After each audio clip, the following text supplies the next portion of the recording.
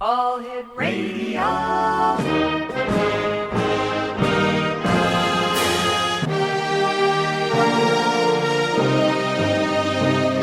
Welcome to the X Zone, a place where fact is fiction and fiction is reality. Now, here's your host, Rob McConnell.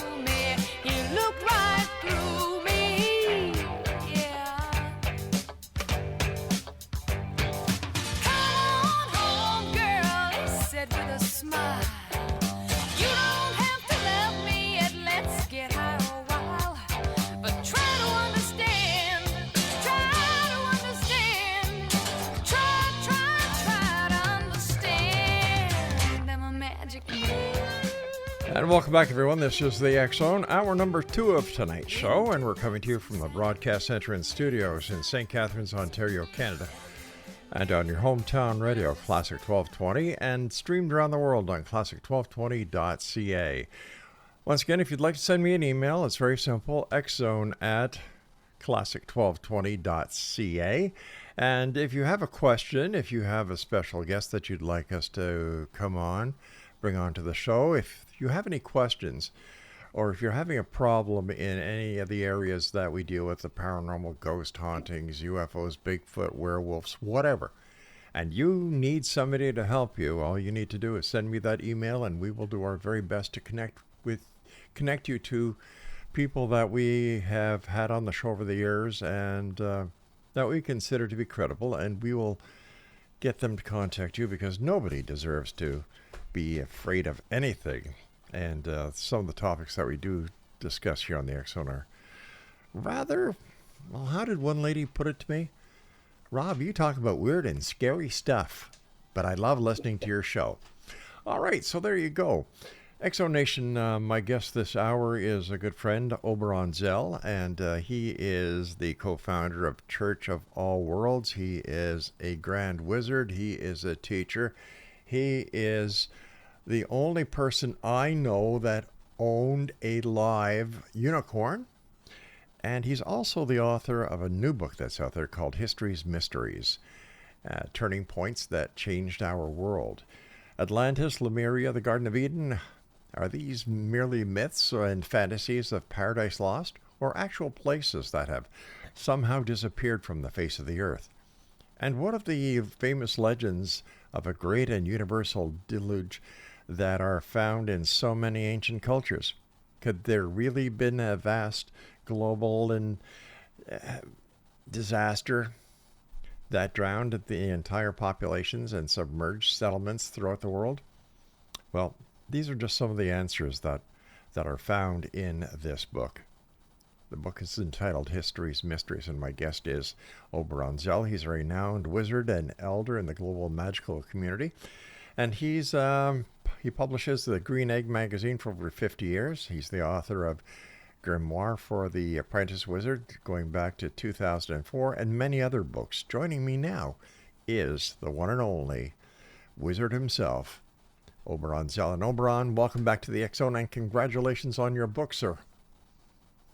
Thank you, Rob. It's always good to be here with you, and thank you for writing the foreword for it. You know, it was my pleasure, because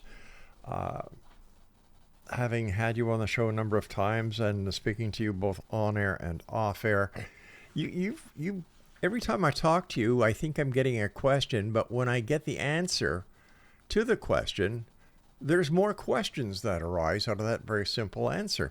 And you know, you're the real McCoy. You're the real man behind the curtain. You are, to me, the Wizard of Oz. Well, it is handy that happens to be my initials. That's right, Oz. OBERON ZELL. Yeah. Coincidence? I think not. So, Ron. Well, it wasn't intentional. It just turned out that way, you know? Yeah, well, I think things happen for a reason in life. And I must tell you, 34 years when I started this show, I had a totally different outlook on life. I'll bet. You know, it was black and white. Good, evil. Oh. In, out, up, down. But I'm telling you, over 34 years and over 5,000 individual guests, I have to say, what if? What if? Yeah. Is this reality that we live in, or is it a dream? You know, some people talk now about the matrix that we live in, that this is not reality. People talk about angels. People talk about souls on the other side. People talk about near-death experiences where they've gone to heaven and returned. People talk about UFOs, extraterrestrials. And when you have all these people talking about all these different topics, Oberon, they can't all be wrong. Well, that's the trick, isn't it? How do you sort that out, you know? You just got to hear all the stories and make your own judgment about, you know, what to accept or not accept. But I do think that the world is a lot stranger than we can possibly imagine, which is something Einstein said. Or to quote Shakespeare, there are more things in heaven and earth than are dreamed of in our philosophies. Oh, I agree with that 150%, my friend. For the listeners who may not have heard you the last time you were with us here on your hometown radio, Classic 1220, tell us a little bit about Oberon ZELL. Who is Oberon, and what brought him into the world of magic and the world of teaching wizards how to be wizards? Well, you know, there are so many ways of telling that story because it's such a big story, and there's so many places to begin. Mm-hmm. But I think that it all really began with my death of my previous life, in which I was my maternal grandfather. And a year after a fatal heart attack, I awakened in the same room that I had died in, and it had been converted into a nursery for the new baby that was me. And growing up as a child, I was constantly being told, "Oh, you sound just like your grandfather." But that's just what your grandfather used to say. "Oh, you're so much like your grandfather." I heard that all the time, you know, and I really didn't have any concept of any of this stuff. There was nothing in the world of my experience as a child growing up that accounted for any of this stuff. So I just took it for granted, and I didn't really think of myself as particularly exceptional. But I was always drawn to myths and legends and fairy tales and weird stuff, you know. So my first reading as a child was children's versions of the Greek myths. And I was introduced to the stories and the gods and goddesses long before I was old enough to go off to Sunday school and learn the Christian mythology. And I spent much of my time as a child in the woods, hanging out with the animals and just getting to know them. I would just sit at the base of a tree and let the deer come and graze right up next to me, or sit up in the branches and watch the birds make their nests and raise their babies. And it was all just like that. And as I acquired more of the stories, read the myths and the legends of many different peoples, got into reading fantasy and science fiction, you know, I gravitated into a larger concept of what was possible and what perhaps I might look into. And so many of the stories were full of magic. There were wizards and sorcerers and people who had mystical and magical powers, you know, and superheroes and mutants and all that. And so the idea of all that stuff was deeply imprinted on me, and without any boundaries. There was no sense of me in what can't be done, only in the infinite possibilities. So I pursued that, and that led me into raising unicorns. It led me into homesteading up in the mountains, in the wilderness. It led me into magic and wizardry. And there's a lot of that story, but I think that that's enough of an introduction. What has been your number one accomplishment in your life so far? Oh, boy. Well, I think perhaps the number one accomplishment is probably that I am the one who founded what has now become one of the major religious movements in the world, which is modern paganism. I was the first person to claim that identity as a religious identity, from a handful of people to a huge movement. But it included so much more than that. I'm very proud of the church that I created in that process, the Church of All Worlds, which was the first pagan church to be legally incorporated. I'm very proud of the school that I founded, the Grey School of Wizardry, which is certainly the foremost school. I'm very proud of the magazine, Green Egg, that I published for over 50 years, the longest running magical publication ever. And certainly raising live unicorns was quite an adventure. So, there's a lot. I think I have made a dent in the dominant paradigm, and that was my objective all along. Well, I believe you succeeded. And speaking about unicorns, everyone thinks that a unicorn is a horse. And yet, your unicorns weren't horses. Well, no, and that's such a weird thing. We struggled with that one because in all of the traditional images of unicorns, in all of the old tapestries and woodcuts and references, they are never depicted as horses. They're always small animals that can come and lay their head in a maiden's lap. They always have cloven hooves and a bearded chin, and they are not horses at all. They are more of affinity with goats, the ones we're familiar with, although in ancient times, there have been unicorns at different times and places that have been different animals. The very earliest ones from the Bronze Age, 4,000 years ago, were bull unicorns, taurine, as we call them. And the Oriental unicorn is deer, like it's a chervine with a single branching horn. And there have been antelopine unicorns and Aryan unicorns and so on, but there have never been horse unicorns. The equine unicorn is purely a modern fantasy, it has nothing to do with the history or the reality of actual unicorns. So the myth of a horse being a unicorn is strictly a myth.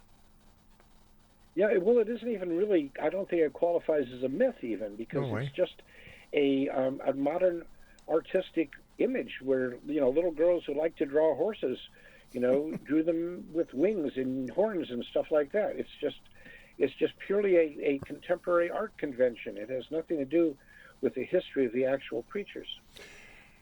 Oberon, please stand by. You and I have to take our first break. In Exonation, my guest this hour is Oberon ZELL. He is the author of History's Mysteries, Turning Points That Changed Our World. And when we come back, we're going to tell you how you can get your very own copy of History's Mysteries. This is the X Zone. I am Rob McConnell, and we're coming to you from our broadcast center and studios in St. Catharines, Ontario, Canada, on your hometown radio, Classic 1220, and streamed around the world on classic1220.ca. Cold late nights so long ago, when I was not so strong, Pretty man came to me, never seen eyes so blue, I could not run away, it seemed. We'd seen each other in a dream. Seemed like he knew me, he looked right through me,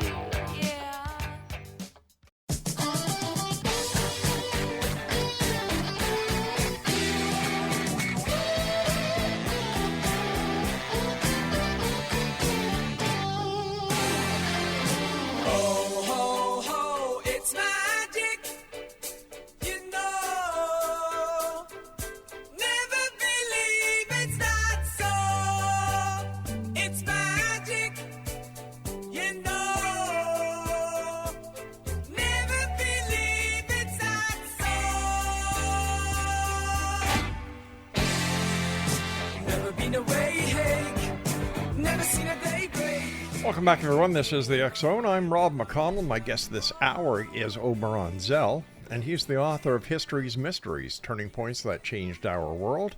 And it's available on Amazon.com. And if you'd like more information about Oberon and see all the great things that this gentleman has done, is doing, and will continue to do, visit his website, OberonZELL.com.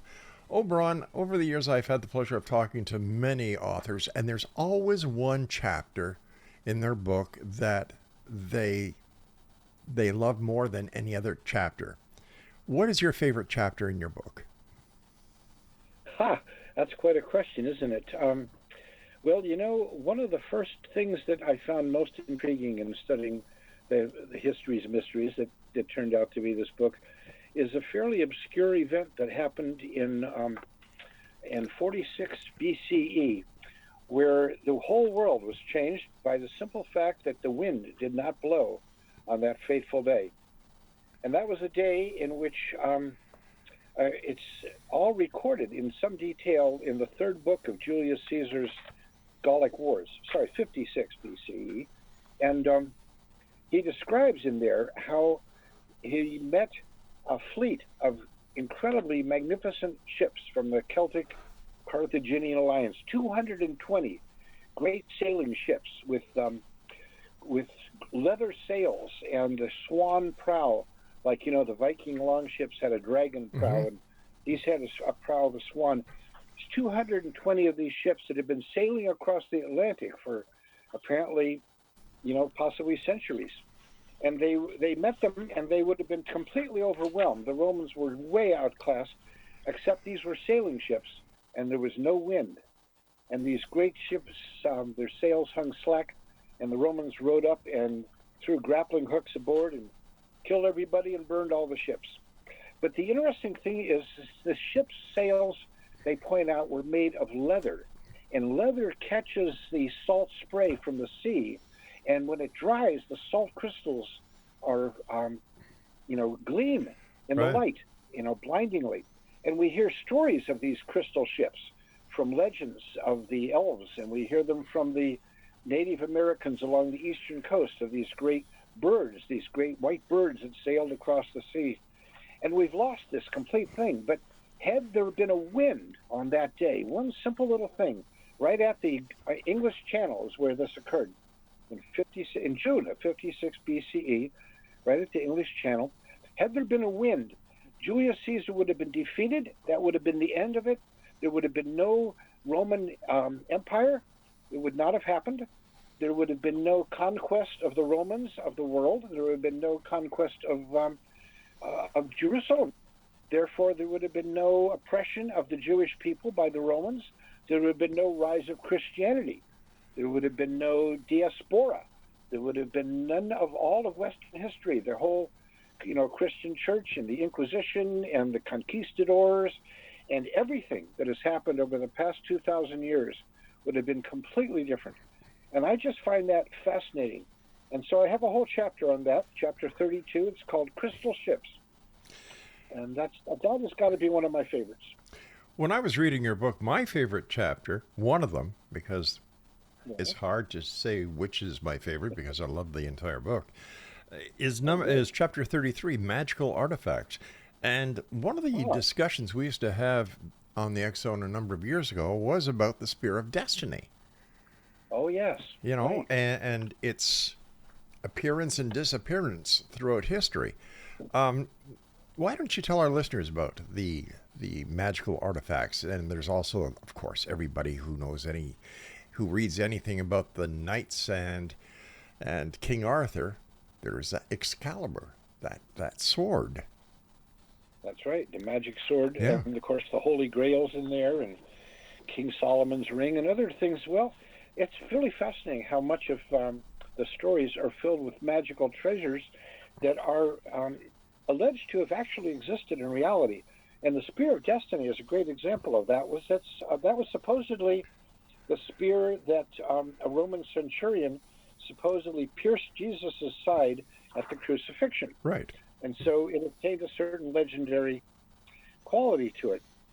And so there was an interest in claiming this. There was very much of an interest in the rise of Christianity, particularly motivated by Helena, who became Saint Helena, who was the mother of Constantine, who became the emperor of Rome and the first Christian emperor, to claim artifacts. One of the more famous ones was pieces of the true cross, and it is said that there was enough pieces of the true cross being sold and traded throughout Europe to have built an entire cathedral. But one of these was definitely this magical spear, the Spear of Destiny it was called. And the legend grew that whoever possessed it would rule the world. That was the idea. Right. So So a lot of people wanted it.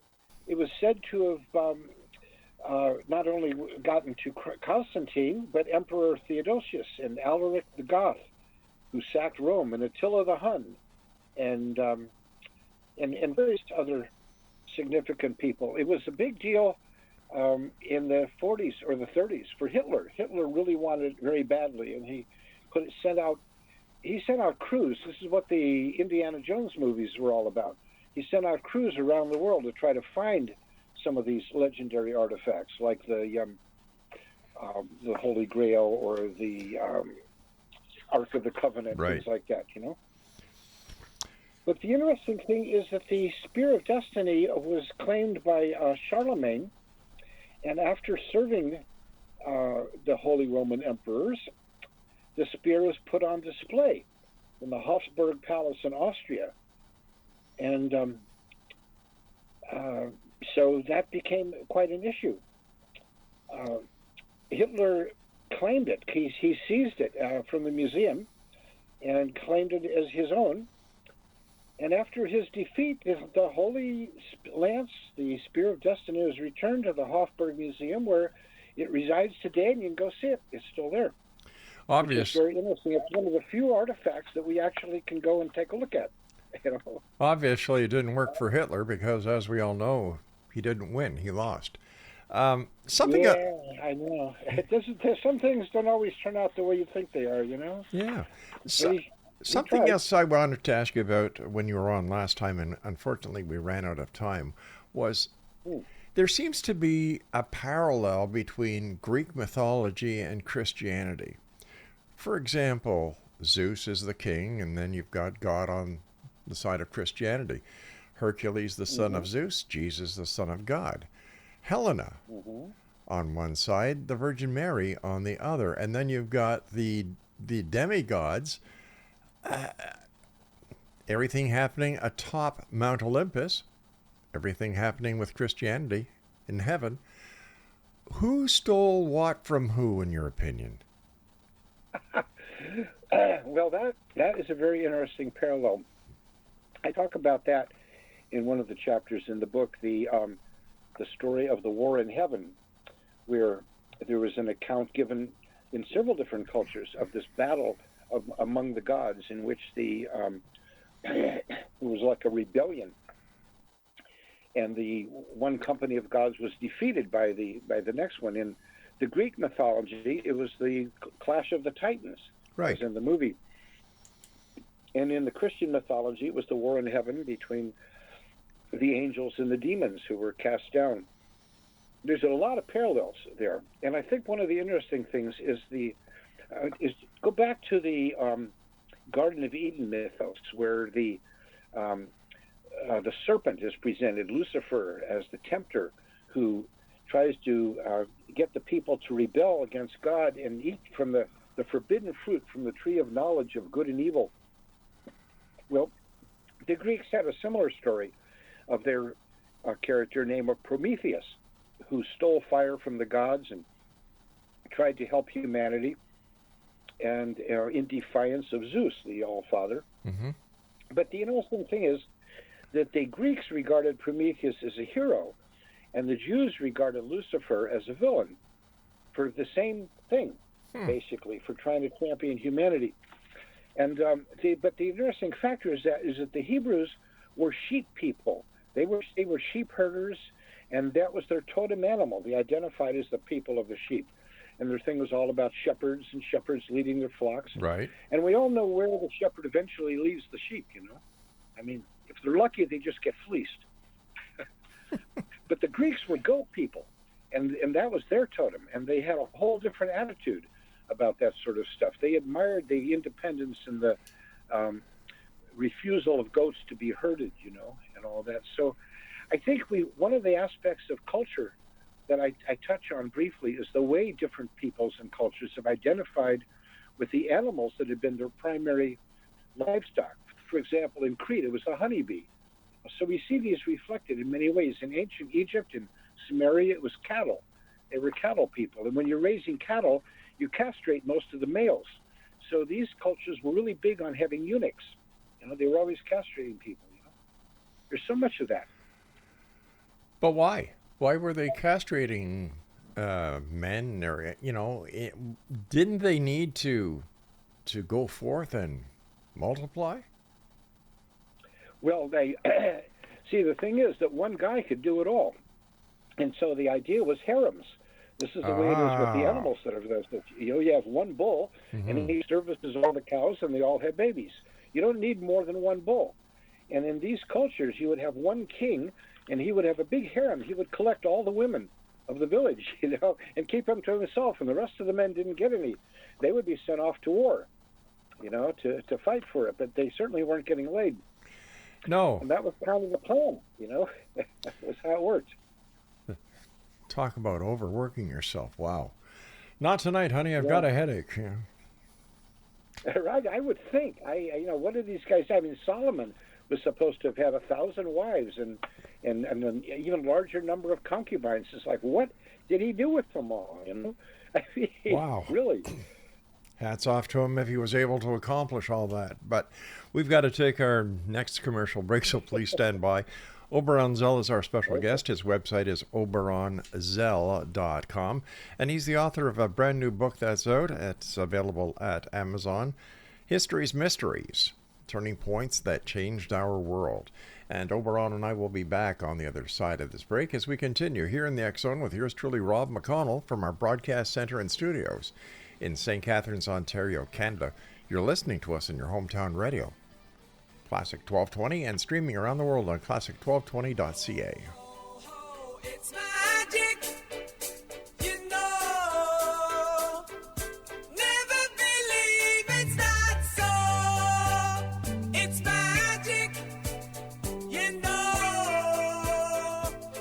never believe it's not so.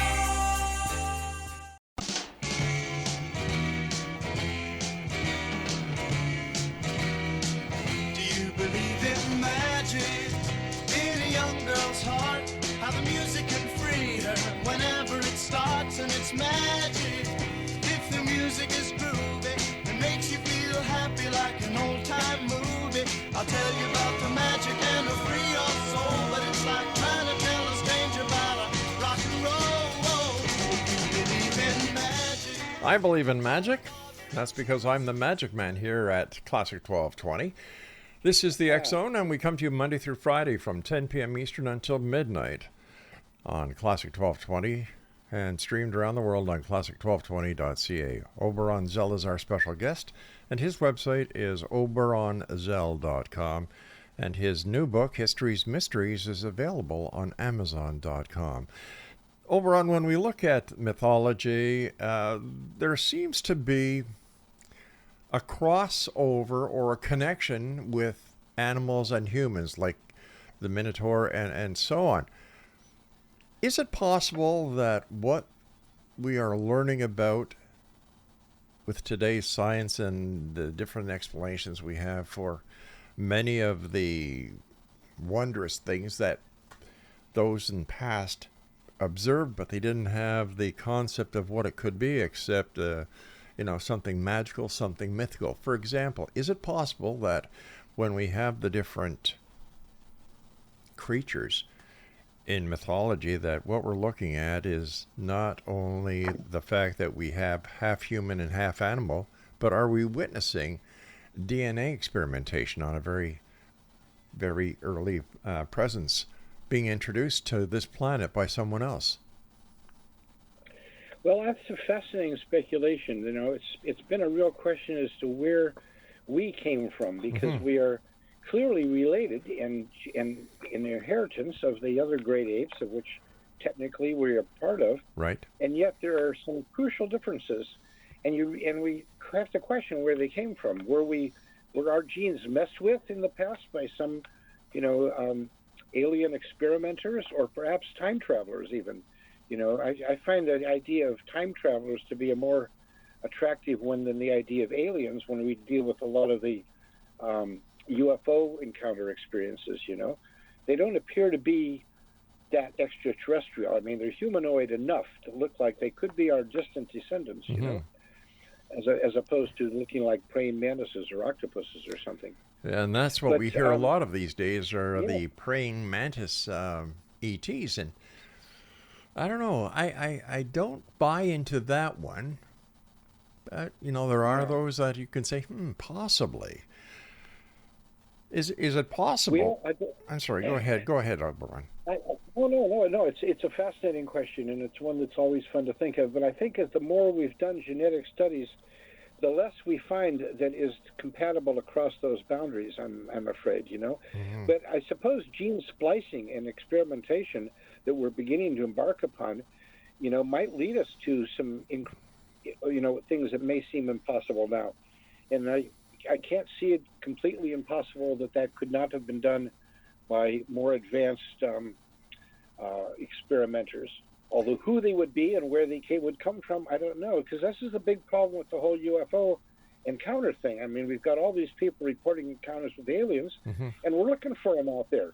We've got our telescopes and our radio telescopes, and we're doing this most avid search we can from where they are, but we're not finding anybody out there. So, as far as we've been looking, and we're seeing planets all over the place out there. Every star has planets, but so far we haven't encountered any signs whatsoever of habitation of any life, let alone highly advanced technological species capable of star travel. So I don't know. Yeah.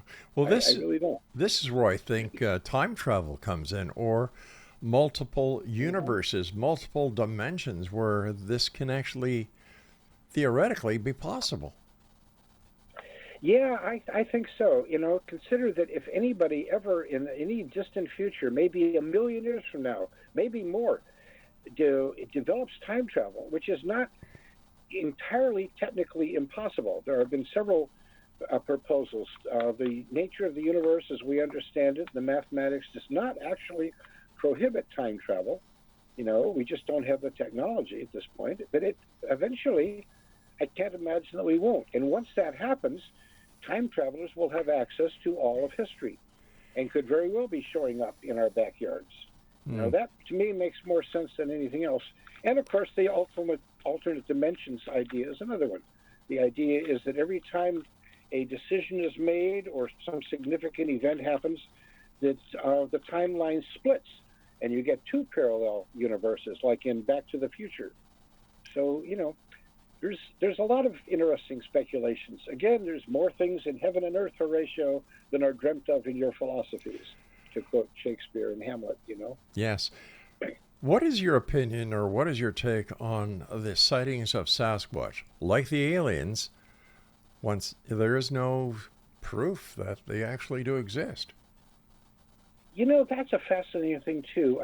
I went to a Bigfoot festival not too long ago, Mm-hmm. and we were put up at the lodge where the other guests at the lodge were the people who did these investigations for these TV shows, Right. in search of Bigfoot stuff. And we had quite the conversation with them. One thing we learned that was somewhat surprising was that they are not allowed to actually find anything, because that would be the end of the show. So if they do find anything, it would be absolutely suppressed, and they stated this very clearly. But personally, there are two types of Bigfoot. There's the ones that appear to be a natural creature, like gorillas in Africa or something that Right. we just haven't been able to nail down. But the others get almost supernatural. They appear and disappear. They seem to be associated with UFOs and stuff. And the ones that appear to be a natural creature are mostly found in the Pacific Northwest, Canada, the taiga. The other kinds show up in the southeast and are very weird. Yeah. So I think we may be dealing with two different things, phenomena.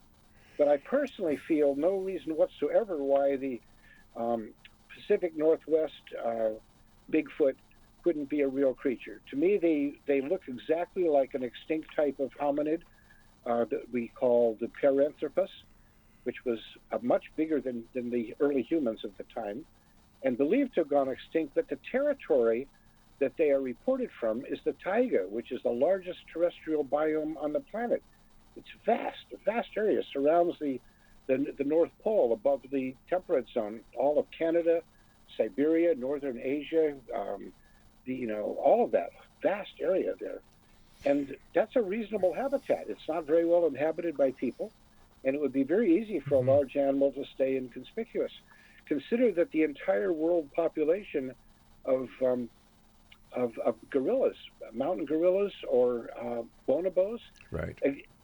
their entire habitat is just a few square miles in Africa, but they were only discovered, like a little over a century ago. So, Well, When you said that There you the television producers said that if they found a Bigfoot, the information would be suppressed because that would be Yes. the end of the show, so to speak. right. If that is the fact with the Bigfoot, then why, it's quite possible that the UFO community, as well as the ghost community and all the other paranormal communities, are suppressing the fact that they have established and found evidence in order to keep the conspiracy, the mystery, the magic alive.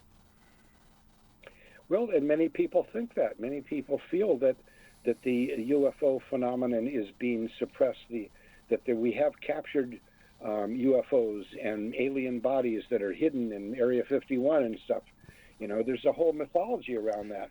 Because if we did have it, if we did capture a crashed UFO or aliens and stuff, we certainly, the government would jump right on it and would hide them, and it would not make them available. That's what the whole Men in Black movies were all about, Right. And So- years ago, I had the opportunity of speaking to Arden Elby, who at the time was head of NASA. And I asked him point blank, what would happen if NASA came across unequivocal proof that UFOs were real?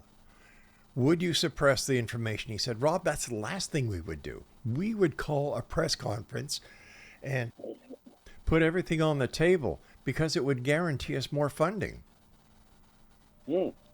Good point. Yeah. That's a very good point. And Yeah, I wondered about that.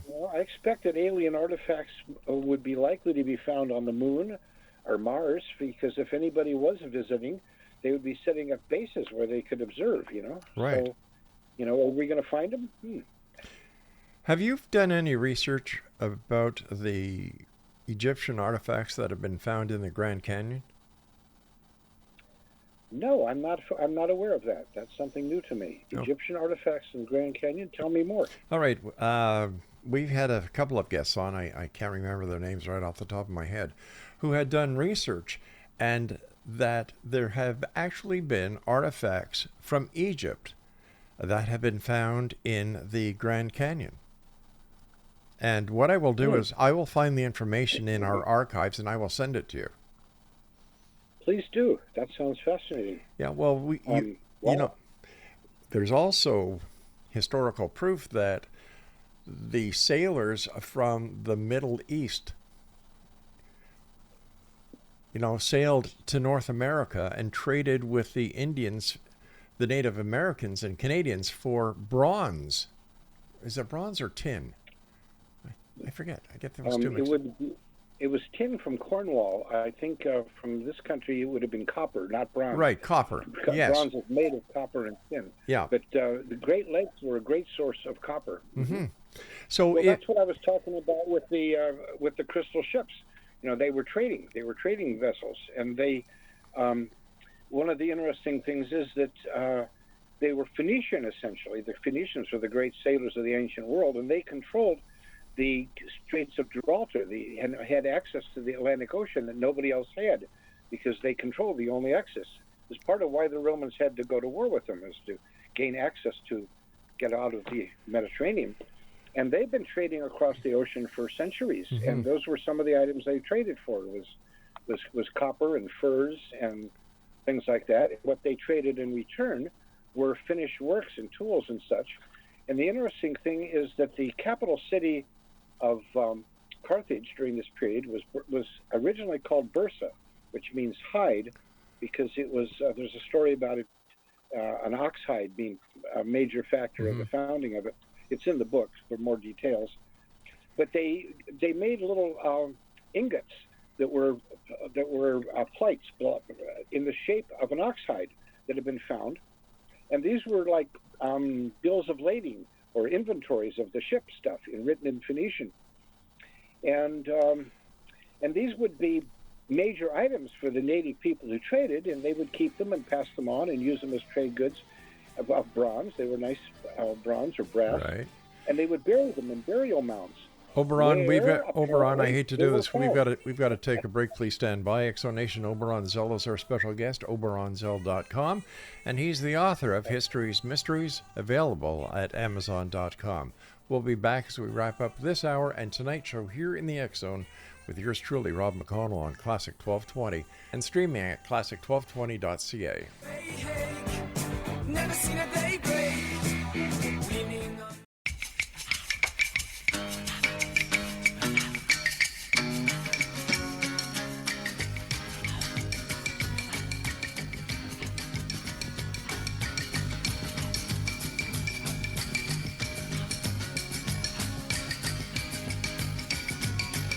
Every day I get you magic bus to get on the bus that takes me to you. Magic bus. I'm so nervous I just sit and smile. Magic bus. House is only another mile. Exonation Oberon Zell is our special guest this hour. His website is OberonZell.com, and he is the author of History's Mysteries, Turning Points That Changed Our World. It's available at Amazon.com. And I must tell you, Exonation, if I don't get 15 to 20 books a week here at our studios to review, and, if the book is interesting enough and I think that you, the Exonation, will be interested, we bring the guest on. But I'll tell you, and this is all honesty, this book, it beats them all. It really does. And Oberon, thank you so much for, number one, being on the show tonight, and number two, for bringing the other side of the story to your readers and to our listening audience. But here's my final small question for you for the night. Are you ready? Go ahead. Why do people have to lie about history? For example, you and I were talking about the Phoenicians, and coming over and trading over here in the Americas before Christopher Columbus was even thought of. And yet he's credited with the discovery of the Americas. And the funny part about that entire thing was he didn't discover the Americas. So why do we keep the lie alive? Yeah, that's an interesting question. I've been fascinated by this whole idea of what makes things believable or not to people. Why do people believe a big lie and refuse to believe a big truth, for example? What is it that makes lies so compelling that they are believed and repeated? And there's been speculations about that because we're dealing with that sort of stuff on the major political arena right now, where outrageous, stuff is believed by lots of people, really crazy stuff. So what does it take to get a truth to be as widely believed as a lie seems to be? And I guess it has to do with what people want to believe. And there's a certain allure in thinking that you have some secret knowledge and that you're in on something that other people don't know about. Maybe that's part of it. Or maybe people just don't like the world of truth. They want to believe in something that is so different that it sets them apart. I don't know. It's a great question. We need to know that. And of course, this fuels the theory of, secret societies. What are secret societies really about? What secrets do they hold?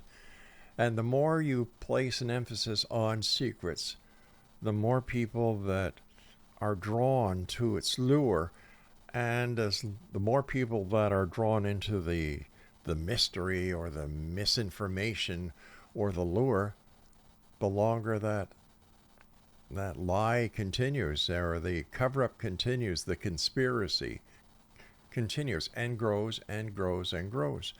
It's just like, the UFO conspiracy. Is it a conspiracy? Or what would happen if tomorrow Joe Biden called an international press conference and said, look,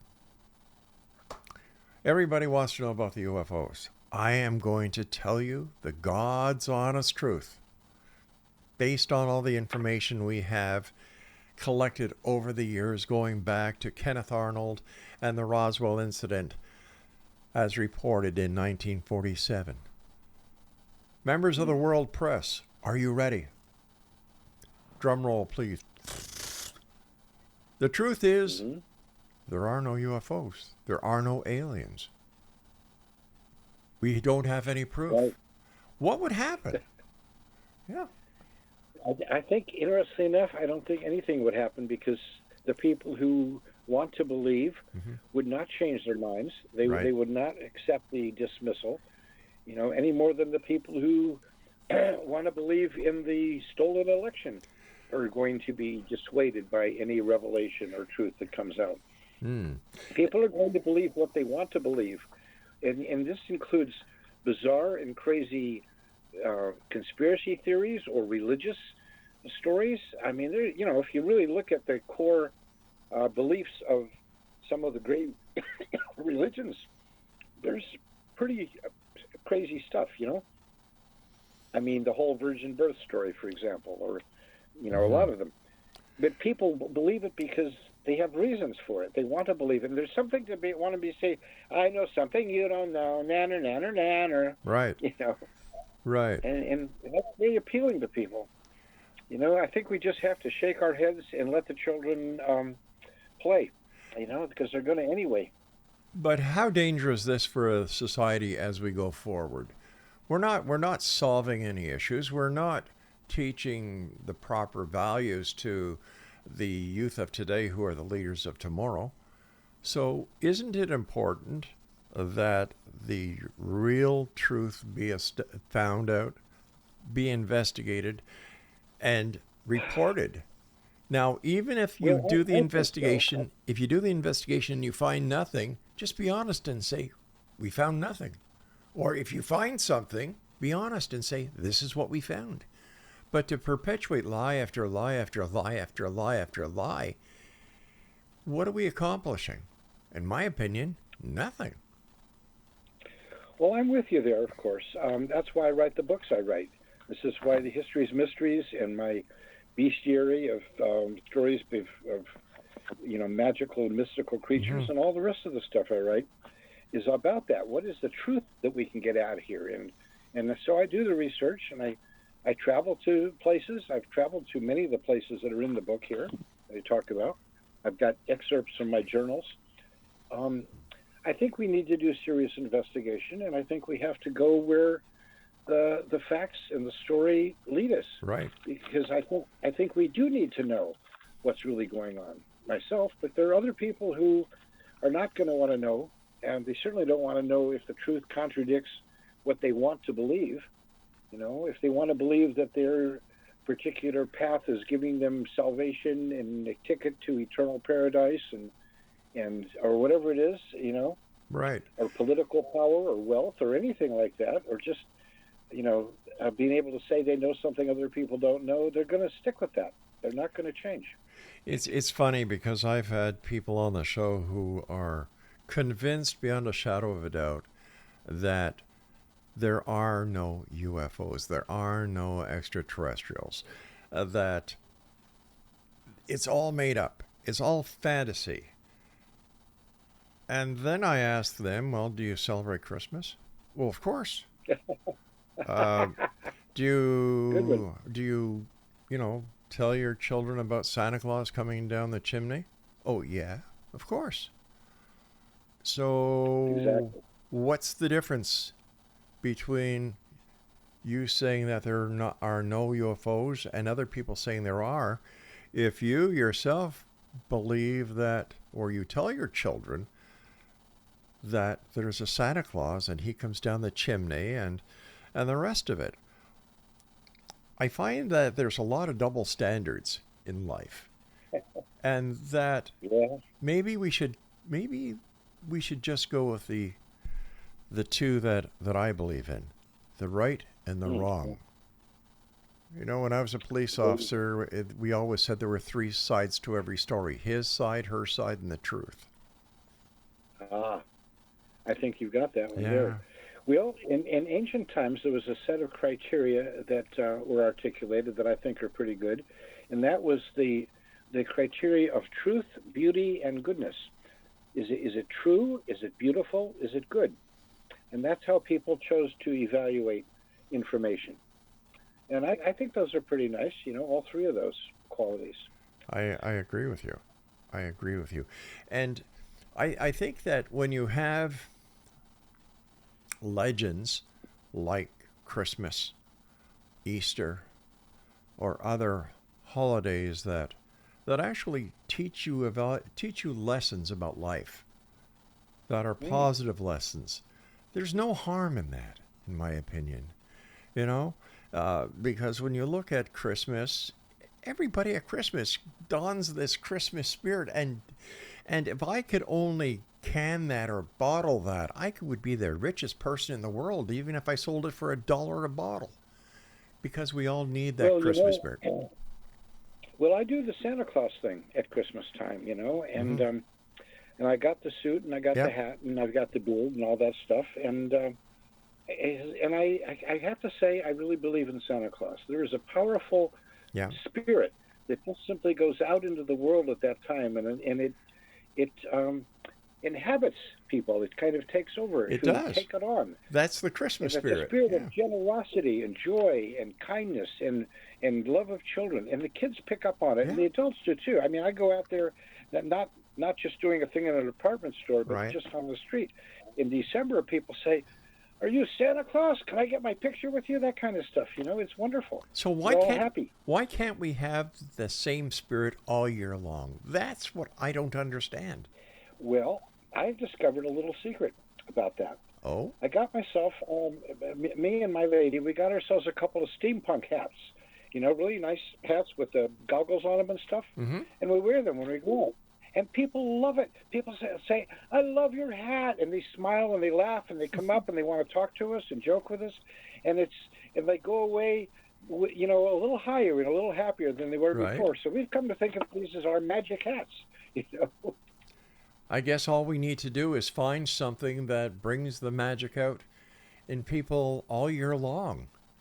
And I guess that's what religions try to do, religious philosophies try to do. And some are more successful than others. But because of people like you, and the work that you do and your love for what you do, I'm sure one day that the answer will be forthwith. And another book shall be born. Ah, well, and so shall it be. I keep working on them. I've got a whole list of books to write. Oberon, and you keep doing what you're doing, Rob. Well, I intend to. And the sad part is that we don't have enough time to do what I'd really like to do each and every night. But I do thank you very much, Oberon, for everything you do. Congratulations on a great book. And Exonation, if you'd like to get a copy of History's Mysteries, it's available on Amazon.com. And also, if you'd like to visit Oberon's website, www.oberonzell.com. Oberon, until next time we meet, my friend, take care of yourself, and thank you for all you do. Thank you, Rob, and you too. Take care, my Blessings. good friend. Blessings to you as well. And that's it for tonight, Exonation. I'll be back tomorrow night at 10 o'clock as once again we cross the time-space continuum to this place that I call the X Zone. It's a place where people dare to believe and dare to be heard. And we're here Monday through Friday from 10 p.m. until midnight on your hometown radio, Classic 1220. So until tomorrow night, my friends, always keep your eyes to the sky and your heart to the light. Good night, everyone.